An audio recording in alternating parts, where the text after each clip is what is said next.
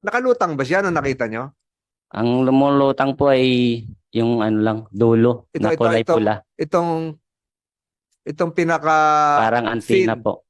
May antena siya. Nagtulungan nyo. Hindi kayo natakot nun? Hindi pa po kasi hindi naman namin alam kung ano. So yung tao hindi pinagkaguluhan yan. Pinagkaguluhan nga po. Ayun. Tuloy na sisi ako. Sabi daw, bomba daw. Bomba Oo, na pinasampa pa. It is a Chinese-made submersible drone of a military grade or scientific purposes.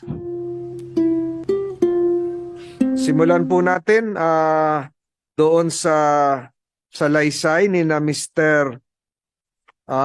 Pakiulit po yung pangalan ng ating nasa dulo kasi Mr. Magno at si Rodney Valenzuela po. yung isa ay si Valenzuela at yung kasama mo.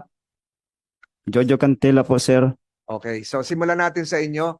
Anong araw nyo? Magkasama kayo naglayag sa karagatan ng San Pascual. Anong araw yon? Paano nyo natagpuan? Isa-isa lang siguro kayong, isang bangka lang kayo, isa-isa lang kayong magsalita. Paano nyo natagpuan? Anong ginawa nyo? Bumalik ba kayo sa laot? May report sa pulis? O hinuli nyo na lang ng lambat at dinala sa dalampasigan? Sinong mauna? Si Comsec, sinong pangalan una? Mr. Valenzuela? Mr. Magno. Itaas mo nga o sa yung pangalan para makita ko. Ayun, Mr. Rodney Valenzuela. Okay. Mr. Valenzuela, Diyos maray na aga. December 30 po, 30. alas 6 ng umaga. Mag-deliver po kami ng isda papuntang San Pascual, bayan ng San Pascual. Nadaanan po namin yung kala ko po ay ano lang, buya-buya lang na ginagamit ng mga mangingisda bilang tanda.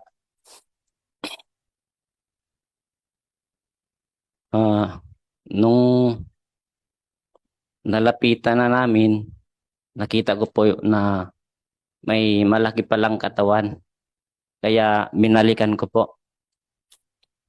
At nung sinampa na namin, sabi ng kasama ko, bomba pala. Teka muna, bumaba, nakalutang ba siya nung nakita nyo? Ang lumulutang po ay yung ano lang, dulo na kulay pula. Itong pinaka Parang antina fin. po. May antena siya. Opo. Okay, nakalutang. Okay, tapos? Yun, napasampa na po namin. Diretso po kami ng bayan ng San Pascual. Pinapihan nyo ng bangka nyo. Buti nagkasya sa bangka nyo. Kasya po kasi medyo malaki naman bangka at saka hindi naman po ganong kabigatan. Pero ang mga ilang kilo sa tingin mo? Siguro nasa mahigit 100 siguro. 100 bigat. kilo. So mga 4 na banyerang isda yon. So sinampa nyo, wala kayong kargang isda, balik kayo sa Dalampasigan, sa San Pascual. Dalawa lang kayo, sir? Bali 3 po kami. 3. Yung pangatlo ay si Ginoong? Si Jeric Arojado. Hindi kasama ngayon dito, no? So pinagtulungan nyo, hindi kayo natakot nun? Hindi pa po kasi hindi naman namin alam kung ano. Yung kinukwento ko na parang meron siyang kadenang maliit na kulay dilaw. Nakakita kayo nun? Wala po. Wala siya. Siguro natanggal. Kasi sinasabi nila, yung kadenang ganon na maliit na chain, tanikala, ay pag hinila ay sasabog. Hindi kayo nangambang ganon. Wala po. Anong unang sa isip nyo? Iuwi itong ganito? Yung nasa isip ko po, parang buya-buya lang o parang wala lang sa amin kung ano ito. Ano yung marka na nakita nyo? HY119. HY119. Ayun. Merong mga markings na kung anong hindi nyo maintindihan na letra? Wala po. Wala. Okay. So wala kayo narinig na ugong? Walang ganon. Wala po. So binuhat nyo lang. Ganong kalayo sa bayan ng San Pascual yung pinagkakitaan? Estimate ko lang po siguro mga 1 milya siguro Oo, o mga kalating milya galing Iniwaran papuntang San Pascual. so malapit na sa beach. Malapit po sa Isla Iniwaran. Okay. Tapos, hindi siya nakasadsad sa baba. Hindi po kasi medyo malalim. So nakalutang siya sa gitna. Nakalabas lang yung antena. Ganon? Opo. Ganon kahaba yung antena? Mga 3 roller siguro. Ang 3 feet, 3 roller. So, buong buo yun, sinampan nyo, dinala nyo sa bangka, pumunta kayo sa Dalampasigan. Pagdating sa beach, anong ginawa nyo? Hanap ng pulis o Hindi ano? po diretso po kaming bayan para ibinta yung isda. May isda po kaming dala. Paano yung drone, yung submarine? Iniwan nyo lang sa bangka? Opo. So, wala naiwan sa bangka na ano? Hindi nyo pinagkatiwala na bantayan nyo muna yan. Baka kung ano yan, ha? Wala, ganon. Hindi ako po ang nakabantay. Sila Ikaw. yung nagbinta ng isda. Binenta nila yung isda. So, naiwan ka. Sino ang nag-report sa munisipyo o sa pulis? Itong dalawa kong kasama, inutusan ko. Okay. Pero bumalik po sila na walang kasama kasi sabi nila, nahiya daw sila. Oho. At baka daw pagalitan lang kasi baka lang, walang kwentang bagay. Kaya sabi ko, So, hindi sige. kayo nag-report sa pulis? hindi po, bumalik po kami ng Iniwaran. Walang Coast Guard doon? Walang istasyon ng Coast Wala Guard? kasi maaga-maaga pa po, wala pa Pero may ganong istasyon tao. talaga ng Coast Guard doon, meron. Meron po. Wala kayo nakitang kawani ng Coast Guard? Ewan ko po sa inutusan kong dalawa kasi Ito, nung nasa bangka nyo, dumunta kayo sa beach, sa Dalampasigan, hindi naman pinagkaguluhan to ng mga nag-uusyoso. Kung ano yung huli nyong isda. Ba't ano nakita po ito sa beach nung binalik na namin. Oo. Bali, inuwi pa namin para sa mga barangay official. Binuhat nyo, dala-dala nyo sa barangay. Wala, hindi ko pa namin ginalaw sa bangka. Okay. So yung tao, hindi pinagkaguluhan yan? Pinagkaguluhan nga po. Ayun. Tuloy na sisi ako, sabi daw, bomba daw. Bomba Oo, na, pinasampa pa. Oo, medyo delikado nga. So, hindi ka kinabahan. So, kailan ka nakakita ng opisyal ng barangay, pulis, kagawad? Wala ka nakausap? Di, meron po, yung barangay official. Sila po ang pinicturean po nila at saka isinin sa PNP police. Tapos na-confirm nila na PNP ng Iniwaran, ng San Pascual San po. Pascual. Na-confirm nila na pala, drone.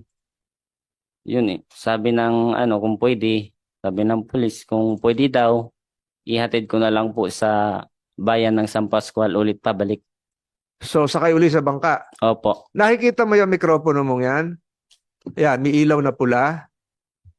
Yan, may ilaw na pula yung mikropono. May ilaw, di ba ang pula yon? Yung drone, nung nakita niyo? Wala po. na. Ayun. So, binalik niyo uli sa bangka. Balik uli kayo na San Pascual. Opo. Pinabalik ng pulis. Hindi kayo tinulungan ng pulis na buhatin yan? Hindi tinulungan po kami. Sa patrol, sinakay. Nakapunta na kayo sa bayan, sakay uli sa patrol, balik uli sa bangka, punta na San Pascual from Iniwaran. So, punta na tayo ng San Pascual. Sino naman ngayon nakaharap niyo sa San Pascual? Kayo ulit tatlo, no? Di bali, dalawa lang po kami na magkasama na itong si Arojado. Yung Kasama ko. wala dito, nagbenta ng isda yung isa. So, balik kayo sa San Pascual. Saan naman kayo nagpunta? Sa istasyon po ng polis. Okay. Sino nakaharap niyo doon?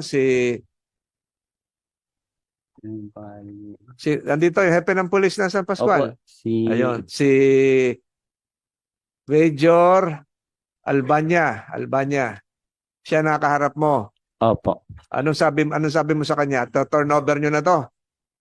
Sabi ko, sir, daw ay may nakita kaming alam na pala niya kasi tinawag na ng ng barangay official.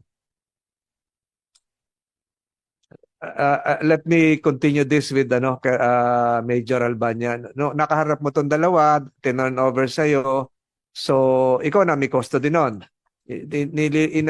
Inuusisa natin yung chain of custody rito. So, ikaw na may hawak. Natumawag ka na sa PD, tumawag ka na saan, marami ka nang tinawagan noon. Yes, sir. Good morning po, sir. Bali po, sir, nung around, 2 o'clock, sir, may na-receive po kaming information na meron daw, sir, na kuhang submerged object sa area po ng Iniwaran, Barangay Iniwaran. Isla po ito, sir. Island Barangay po, sir, ng San Pascual, Masbate. Then, after po nun, sir, pinano ko po dito, pinano ko po sa station, pinapunta ko po sila ulit. And then, pagpunta po nila sa ng station, di pa nila, sir, dala yung ito, sir, yung submerged object. Drone, iniwan lang nila sa bangka. Yes, sir, pero may bantay po, sir. May bantay po, sir. And then, nagtataka ka po kasi ako, sir, nung pagdating, kala ko po, sir, dala. Ang sabi nila, sir, mabigat daw, sir, kaya yung tama, sir, yung tropa ko, sir, andun, sir, sa sentro. Pinakontak ko na, sir, napuntahan. And then, dinala na po, sir, sa station na sir, na 4, sir, ang nagbuhat, sir. Apat na pulis. 4 katao, sir. Sila, sir, ang nagbuhat din, sir. Tinulungan, sir, ng pulis. Mabigat, di ba, kung 4? Apo, sir. Oho. Pero sila, sa dagat, nakuha nila, 3 lang sila. Yes, sir. Oh. And then, after po nun, sir, nag-report po ako, sir, kay Provincial Director po, sir, na meron pong submerged object na na-discovery po dito sa bayan ng San Pascual. Protocol nito is report to your higher headquarters, and then higher headquarters na ang bahalang mag-coordinate sa Philippine Coast Guard, PNP Maritime, or Philippine Navy. Tama po ba yun, General Dizon? So, pagkatapos po nun, kanino napunta ito? Kanino lang siya? Sino may hawak sa kanya for almost a week?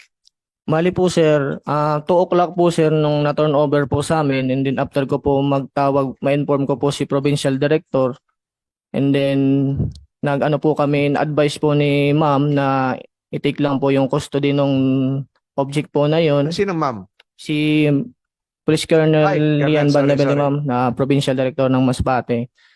And then, i-custody po namin and secure na walang makaano po dyan kasi medyo baka delikado. Paano ginawa nyo? Sa opisina lang, ganon? Yes, sir, nakapatong po, sir, sa lamesa po namin. And then, Parang ganyan, nakapatong na ganyan. yes, sir. And then sabi ko po na walang maglalapit, walang mag-ano diyan, yung ano, sir. Pero, Gagalawin, sir. Colonel, wala tayong protocol dito, no? Siguro, yung hindi nyo naisip yung bomb disposal unit natin, ganon? Colonel, ganon ba ginawa nyo? Mr. Chairperson, may I? Go Sir, I'm Police Colonel Lian Bandivel, the former Provincial Director of Masbate PPO, sir. So, hindi na po, sir. This January, sir. hindi naman dahil dito. Ay, hindi, sir. Okay, No, no. sige. Hindi, sir. So, bali, sir, past 2 o'clock, when I received a telephone call from Major Albania, the Chief of Police of San Pascual, kasi, sir, malayo ito, sir. Isla kasi ang Buyas Island. Nasa mainland, sir, ang Masbate PPO. Wala pong substation doon sa Irawan, sa Burias? Wala po. Wala po, kasi isla din po yun. So, walang police substation doon? Wala po ang barangay Iniwaran.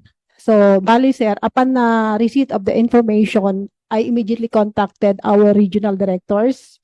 And then, upon informing him, sir, inano ko na yung R3 because in my mind, sir, sabi ko nga sa kanila, custody, walang lalapit, walang gagalaw, because I'm going to coordinate with the regional operation division for the expertise of an EOD, sir. So, nag-ano kami, sir, kaya pumunta doon, sir, yung EOD, sir, para sila, sir, mag-handle ng nakuha, sir, na object. Tatanungin kita, Colonel, yung explosive unit natin, may ginalaw? Kasi, sir, nasa ano rin ako, sir, wala ako doon sa area, sir.